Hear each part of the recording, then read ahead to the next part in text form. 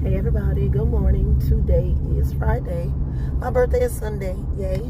And on my way to school. No real lesson plans today because we're testing. And testing is always a very interesting situation. You're not supposed to read, you're not supposed to write, you're not supposed to grade papers. You're not supposed to do anything except look at the students the whole time. And they're supposed to be quiet. So, it's a day that can be very tiring, but you can get your steps in, because I'm trying to find a nice way to flip this whole thing. Wear comfortable shoes, wear your little tracker or whatever it is that tracks your steps, and as you're walking around that classroom for the 1100th time, know that you're going to have 1500 steps today, which is good for your heart, good for your mind, good for your body, all kind of heart health and blood circulation and all that kind of good stuff. But other than that, it's Friday, pre-weekend.